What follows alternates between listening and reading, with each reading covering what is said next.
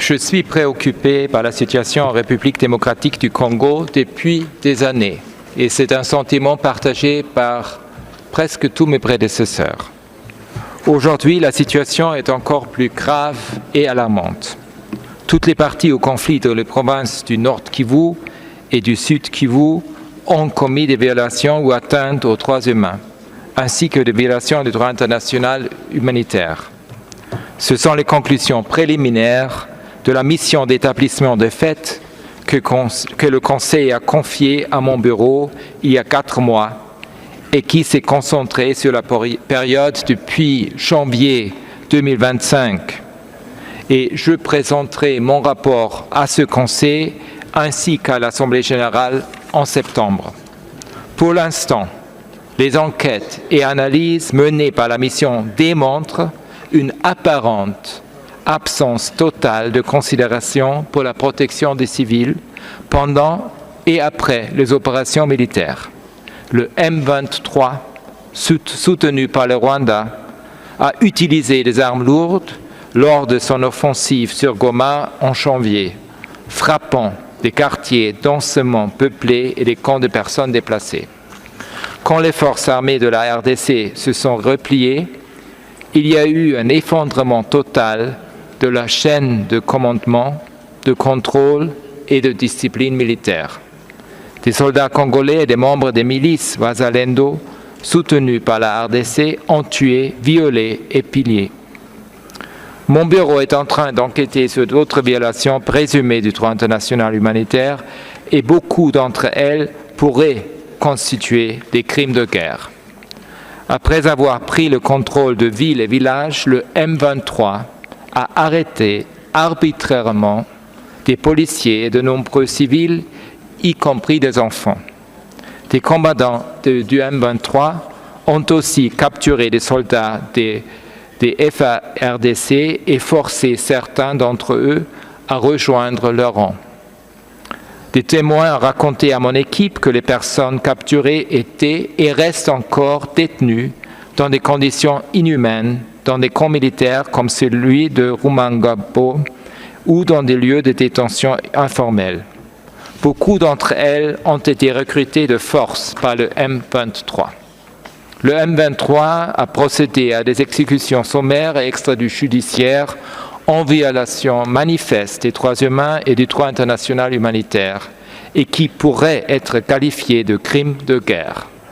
La mission d'établissement des faits enquête aussi sur des exécutions sommaires présumées commises par les membres de FARDC et les milices Wazalendo. Le M23 a utilisé la torture et d'autres formes de mauvais traitements pour imposer de l'ordre, forcer les personnes à travailler, réprimer toute opposition et extraire des informations.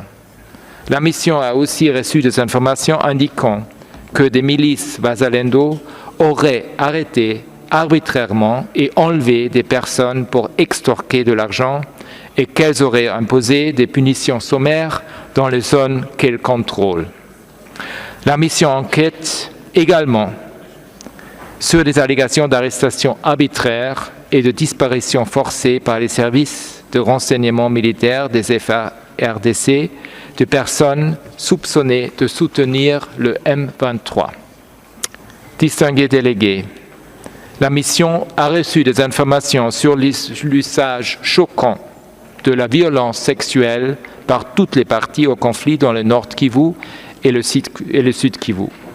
Ces violences auraient été utilisées comme une forme de représailles contre certaines communautés, contre les proches des opposants présumés et contre des membres d'autres groupes ethniques. Près de 40% des survivants des violences sexuelles et basées sur le genre sont des enfants. D'après l'UNICEF, au plus fort du conflit, un enfant a été violé toutes les 30 minutes. Ces victimes et survivants ont un accès limité, voire inexistant, aux soins et aux kits de prophylaxie post-exposition, car les parties au conflit ont détruit des centres de santé d'une manière répandue et les bailleurs de fonds internationaux ont réduit le financement humanitaire international. Mon bureau enquête aussi sur des allégations de recrutement d'enfants, notamment d'adolescents, par le M23 et plusieurs milices Wazalendo en vue de les utiliser dans le conflit armé. Distingués délégués, des centaines de milliers de personnes déplacées subissent les conséquences les plus graves des combats dans le Nord Kivu et le Sud Kivu. Environ 1 million de personnes ont été forcées de fuir leur domicile ou de se déplacer d'un site temporaire à un autre. Beaucoup de personnes déplacées ont raconté que des combattants du M23 les avaient obligés à démontrer leurs abris et à quitter les lieux. À Goma, début février, on leur a donné seulement 3 jours pour retourner dans leur village d'origine où beaucoup ont retrouvé leur maison détruite ou occupée.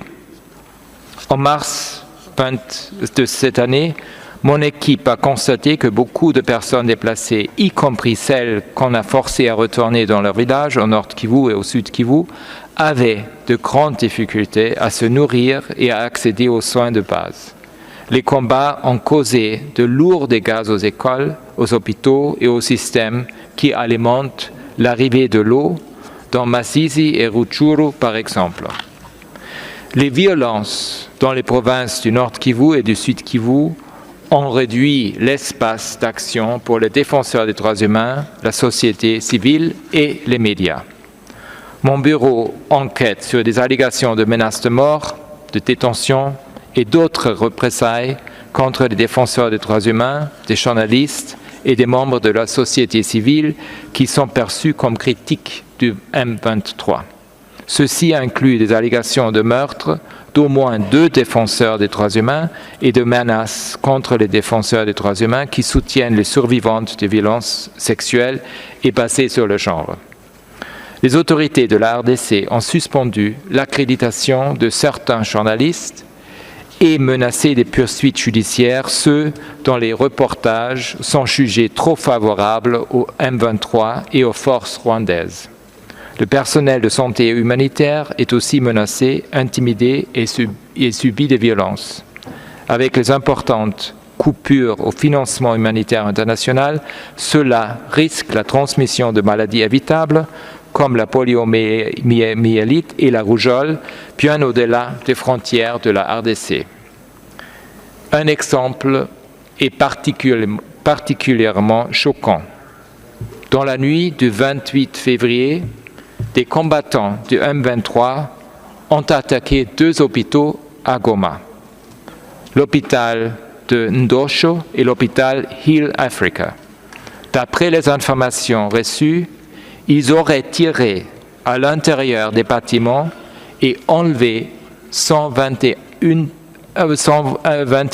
patients, les accusant d'être des soldats congolais ou des membres des milices Wazalendo. La plupart de ces personnes restent introuvables à ce jour. Distingués délégués, la mission documente des violations et atteintes aux droits humains d'une ampleur et étendue effroyable. Il est très préoccupant que les affrontements continuent sans répit dans le Nord Kivu et le Sud Kivu. J'appelle toutes les parties au conflit à s'engager immédiatement en faveur d'un cessez-le-feu et à reprendre les négociations et de respecter le droit international humanitaire et les droits humains.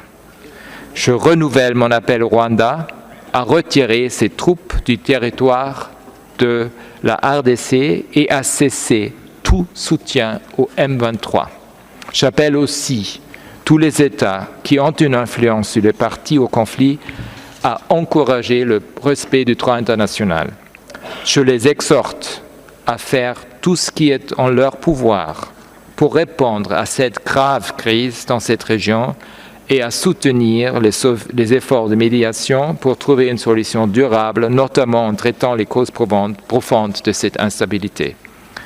La mission d'établissement des faits a recueilli et analysé une grande quantité de preuves auprès des victimes et des témoins en RDC, au Rwanda, au Burundi, dans d'autres pays, ainsi qu'auprès de partenaires des Nations Unies et de la société civile. Ces éléments pourront servir à appuyer les mécanismes de justice. Mesdames et messieurs, aujourd'hui, à cause de la situation financière, la mission a pu fonctionner uniquement grâce au fonds de réserve de mon bureau. En l'état actuel, il est peu probable que la commission d'enquête mandatée par le Conseil bénéficie d'un financement issu du budget ordinaire cette année. Nous ferons tout notre possible pour accéder au fonds du budget ordinaire en 2026 afin de garantir la mise en place de la commission. Je vous demande de maintenir votre soutien politique et financier au travail de mon bureau en République démocratique du Congo. Merci beaucoup.